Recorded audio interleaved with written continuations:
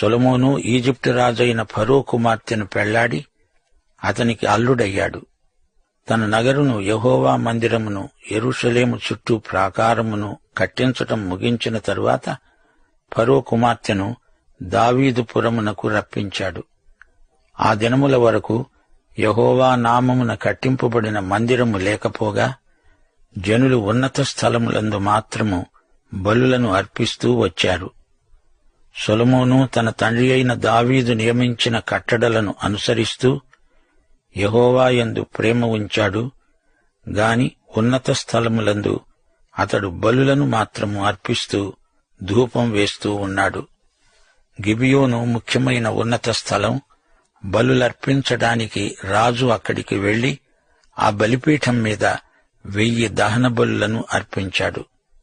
గిబియోనులో యెహోవా రాత్రివేళ స్వప్నమందు సొలొమోనుకు ప్రత్యక్షమై అన్నాడు, నేను నీకు దేనిని ఇవ్వటం నీకిష్టమో దానిని అడుగు.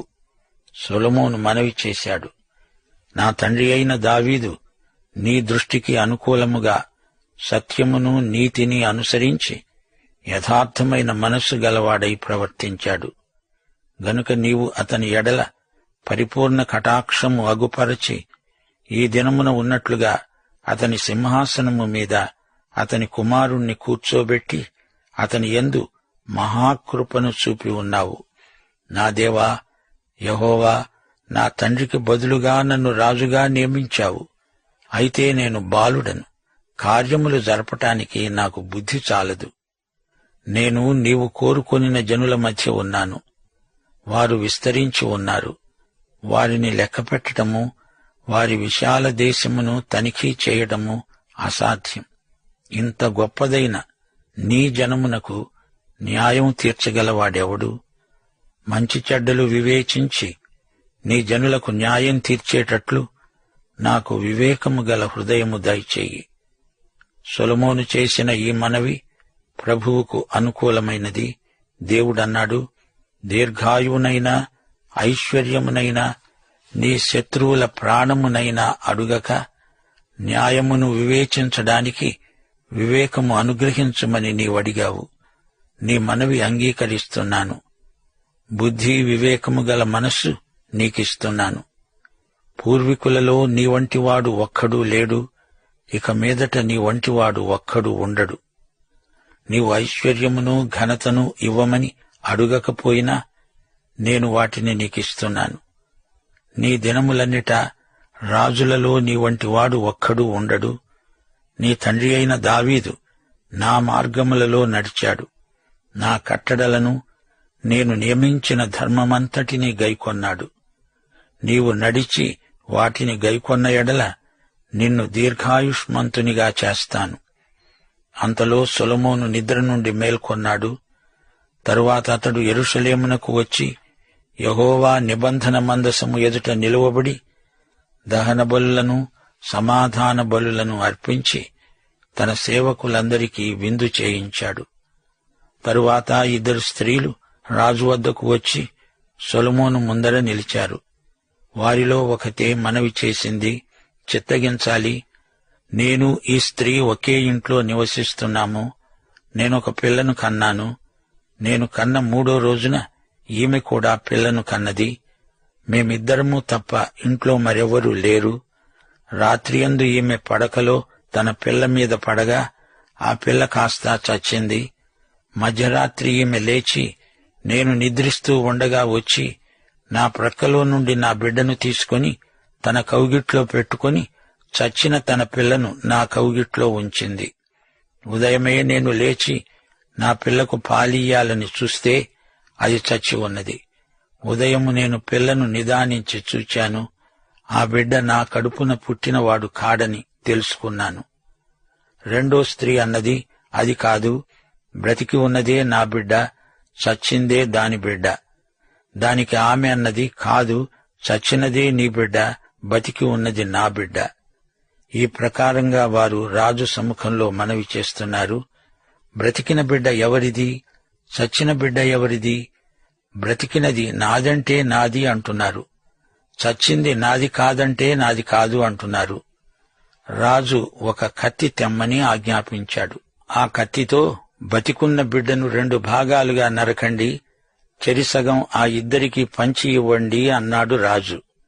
అప్పుడు బ్రతికి ఉన్న బిడ్డ తల్లి తన బిడ్డ విషయమై పేగులు తరుక్కొనిపోయినదై మనవి చేసింది, రాజా, బిడ్డను ఎంతమాత్రమూ చంపవద్దు, దానికే ఇప్పించండి.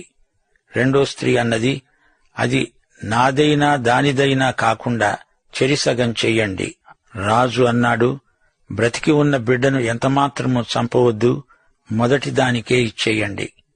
దాని తల్లి ఆమె అని తీర్పు చెప్పాడు. అంతటా ఇశ్రాయేలీయులందరూ రాజు తీర్పును గురించి విని న్యాయము విచారించటంలో రాజు దైవజ్ఞానము నొందినవాడని గ్రహించి అతనికి భయపడ్డారు. ఇప్పుడు వ్యాఖ్యానం వినండి. ఈ అధ్యాయంలో సొలొమోను జ్ఞానం కావాలని దేవునికి ప్రార్థన చేశాడు. దేవుడు కలలో సొలొమోనుకు కనిపించాడు. నీకేమి కావాలో కోరుకోమన్నాడు. దేశాన్ని పరిపాలించడానికి నాకు జ్ఞానం ప్రసాదించు అని అడిగాడు సొలొమోను. దేవుడు జ్ఞానంతో పాటు ఐశ్వర్యము, ఘనత ప్రసాదించాడు. జటిలమైన వ్యాజ్యాలలో సొలొమోను చెప్పే తీర్పు జ్ఞానయుక్తమైనది. సొలొమోను రాజ్యానికి రాగానే ఫరో కుమార్తెను పెళ్లాడాడు. ఫరో అంటే ఈజిప్టు రాజు. అన్యస్త్రీలను పెళ్లాడడం తప్పు.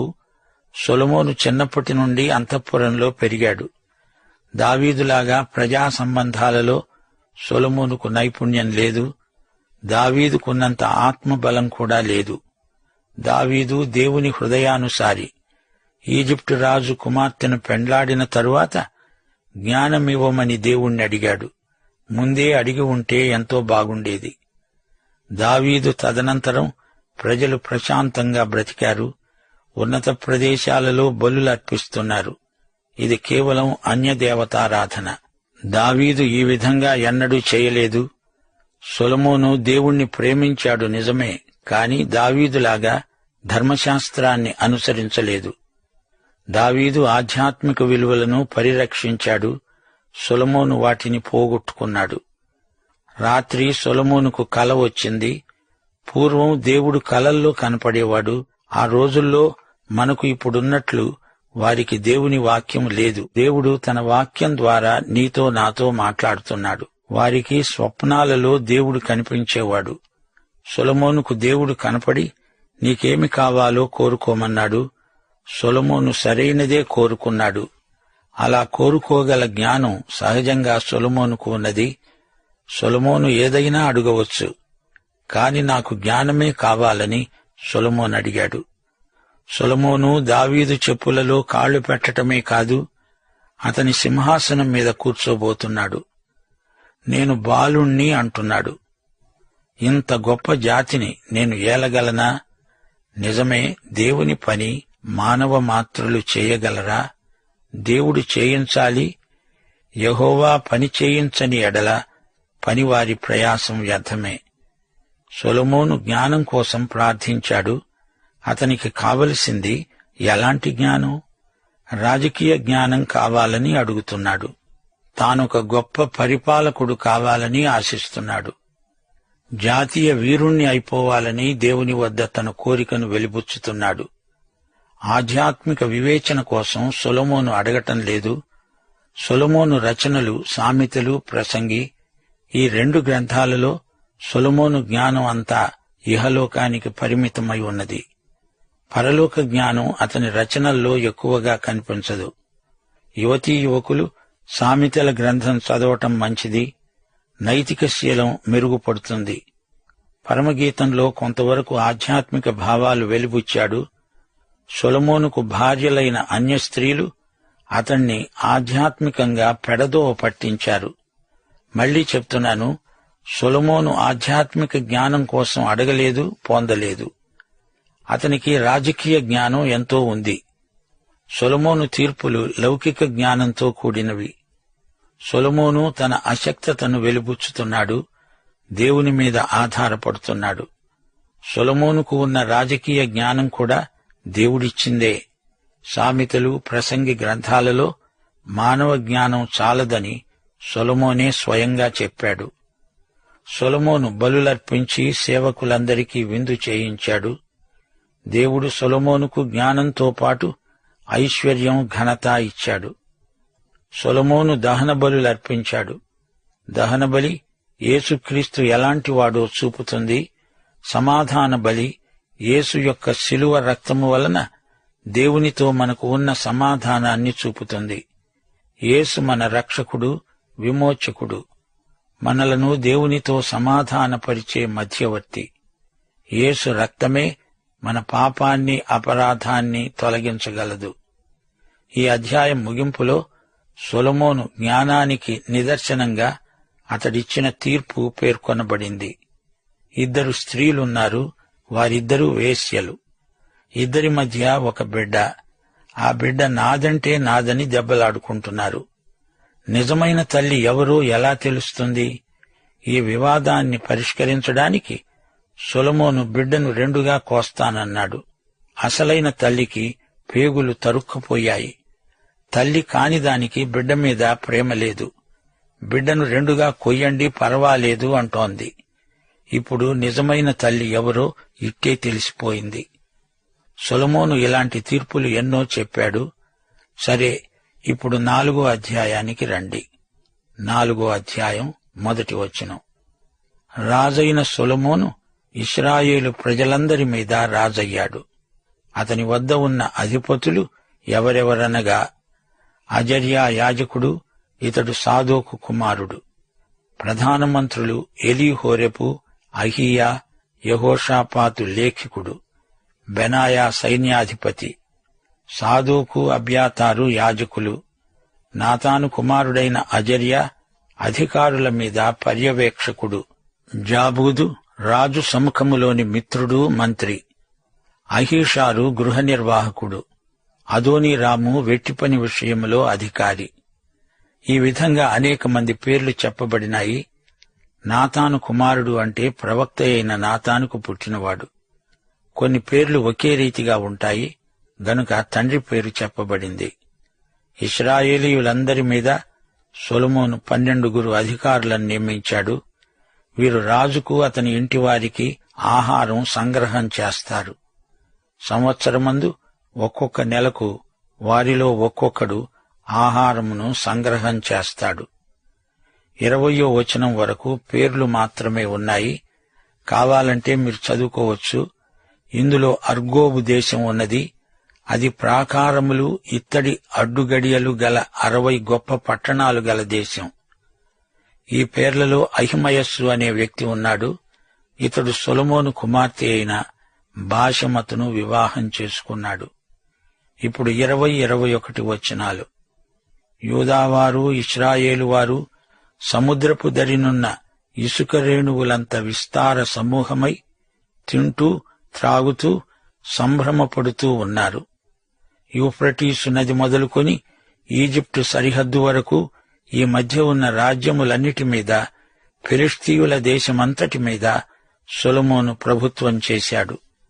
ఆ జనులు పన్ను చెల్లిస్తూ సొలొమోను బ్రతికిన దినములన్నీ అతనికి సేవ చేస్తూ వచ్చారు. ప్రియ రేడియో శ్రోతలారా, సొలొమోను కాలంలో ప్రజలు ఎంతగానో శాంతి సౌఖ్యాలు అనుభవించారు.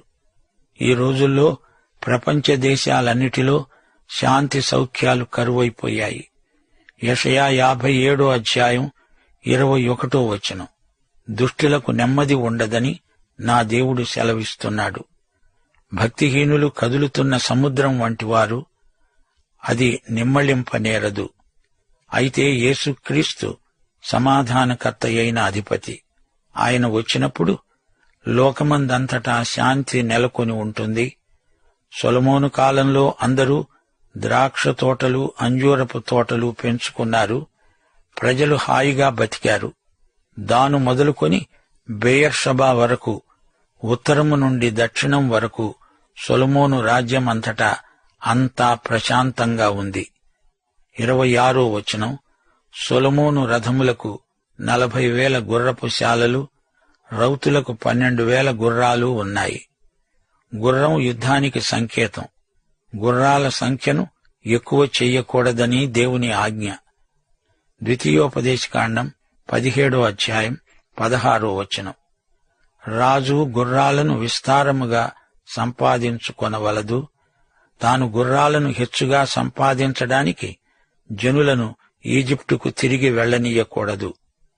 సొలొమోను ఎన్నో గుర్రాలను సేకరించాడు. ఎందరో భార్యలను చేపట్టాడు. ప్రియ శ్రోతలారా, భవిష్యత్తులో గొప్ప యుద్ధం జరగబోతోంది. దానినే హర్మగెద్దోను యుద్ధం అంటారు. అప్పుడు యుద్ధం, యుద్ధ రథాలు, రథికులు, ఆశ్వికులు లోకమంతటా నిండిపోతారు. సొలొమోనుకు గుర్రాల శాలలు ఎన్నో ఉన్నాయి. ఒక్కొక్క శాలలో 450 గుర్రాలు ఉంటాయి. అలాంటి గుర్రపు శాలలు సొలొమోనుకు 4000 ఉన్నాయి. ఇన్ని గుర్రాలు తనకెందుకు? 31వ వచనం. సొలొమోను సమస్తమైన వారికంటే, యజ్రాహీయుడైన ఏతాను కంటే, మహోలు కుమారుడైన హేమాను, కల్కోలు, దర్ద అనే వారికంటే జ్ఞానవంతుడై ఉన్నాడు. అతని కీర్తి చుట్టూ ఉన్న జనములన్నిటికీ వ్యాపించింది. సొలొమోను జ్ఞానులలోకెల్లా గొప్ప జ్ఞాని. అతడు 3000 సామెతలు చెప్పాడు. 1005 కీర్తనలు రచించాడు. లెబానోనులో ఉండే దేవదారు వృక్షమునే గాని, గోడలలో నుండి మొలిచే హిస్సోపు మొక్కనే గాని, చెట్లన్నిటిని గూర్చి అతడు రాశాడు. మృగములు, పక్షులు, ప్రాకే జంతువులు, జలచరములు అన్నిటిని గురించి అతడు రాశాడు. అతని జ్ఞానపు మాటలు తెలుసుకోటానికి, అతని జ్ఞానమును గూర్చి వినిన భూపతులందరిలో నుండి, జనులందరిలో నుండి మనుష్యులు సొలొమోను వద్దకు వచ్చారు. సొలొమోను గొప్ప కవి. అతడు వ్రాసిన గేయనాటిక పరమగీతం. అతడు వృక్షశాస్త్ర నిపుణుడు. హిస్సోపు మొక్క కొండరాళ్లలో పెరుగుతుంది. సొలొమోను జంతుశాస్త్రవేత్త. వృక్షశాస్త్రం, పక్షిశాస్త్రం కూడా తెలిసినవాడు. చేపలను గురించి అన్ని సంగతులు ఎరిగినవాడు. అన్ని శాస్త్రాలు అతనికి వచ్చు. అతన్ని చూడ్డానికి చాలామంది వచ్చారు. అతడు సేకరించిన సామెతల్లో కొన్ని బైబిల్లో ఉన్నాయి. సామెతల గ్రంథం అనుదిన జీవితంలో ఎంతో ఉపకరిస్తుంది. సొలొమోను కీర్తి అంతటా ప్రసిద్ధికెక్కింది. సొలొమోను భవనంలో భోజన సామగ్రి ఎంతో విలువైనది. సొలొమోను కింద ఎందరో సామంత రాజులున్నారు. అతని కాలమున నలుదిక్కుల నెమ్మది కలిగి ఉన్నది. దాను నుండి బెయర్షబా వరకు ఇశ్రాయేలు యూదా ప్రజలు తమ తమ ద్రాక్ష చెట్ల కింద, అంజూరపు చెట్ల కింద నిర్భయంగా నివసించారు. 4వ అధ్యాయంలో సొలొమోను వైభవం కన్నులకు కట్టినట్లు చూపబడింది. ప్రియ సోదరీ సోదరులారా, సొలొమోనును గురించిన కథలు అన్య దేశాలలో కూడా ఎన్నెన్నో ప్రచారంలో ఉన్నాయి. ముగింపులో మా శ్రోతలకు ఒక్క మాట చెప్పగోరతాము. సౌశీల్యం లేని జ్ఞానం నిష్ప్రయోజనం. మనము ఏమై ఉన్నామో అది ముఖ్యం, కాని ఇతరులకు ఎలా కనపడుతున్నామో అది ముఖ్యం కాదు. దేవునికి ఎలా కనపడుతున్నాము అనేది మనకెంతో ముఖ్యం. పాఠం సమాప్తం. మన రక్షకుడు ప్రభు అయిన యేసుక్రీస్తు కృప, మన తండ్రి అయిన దేవుని ప్రేమ, పరిశుద్ధాత్మ సహవాసానందము మనకు సదాకాలము తోడై ఉండునుగాక. ఆమేన్.